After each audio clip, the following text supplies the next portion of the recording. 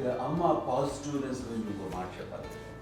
అంటే తన బిడ్డలకే కాదు, ఈ రోజున మా రెండో పాప శ్రీజ కూడా తనకి లైఫ్ చిన్న చిన్న డిస్టర్బెన్స్ వచ్చింది. ఆ టైంలో కూడా తను ఏముందంటే అప్పుడు నాన్న దగ్గరికి వెళ్ళాను, తను ఇచ్చిన భరోసా, తను ఇచ్చిన మాట వెళ్ళలేని ధైర్యం వచ్చింది నాకు. నాన్నమ్మ దగ్గర ఎప్పుడు కూర్చోస్తాడు కాబట్టి పాజిటివ్ ఫీలింగ్ వస్తుందని నాతో షేర్ చేసుకుంటాను.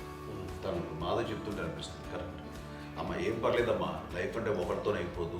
ఆ ఒక్కడి వల్ల వాళ్ళ ఇన్ఫ్లుయెన్స్ తోటో వాళ్ళు మన మీద నియంత్రించడం కానీ మన బాధల్ని వాళ్ళు చేయడం అవుతాం. జస్ట్ నువ్వు నీ గురించి నీ మనసులో ఏదనిపిస్తే నీ గుడ్ ఫీలింగ్ ఏది వస్తుందో ఆ ఫీల్ ప్రకారం వెళ్ళిపోదు. అంటే ఆ జనరేషన్ పీపుల్ ఎక్స్పెక్ట్ అలా కాదు, ధైర్యం ఉండి అందరికి ధైర్యం బాగా నూరుకొస్తారు.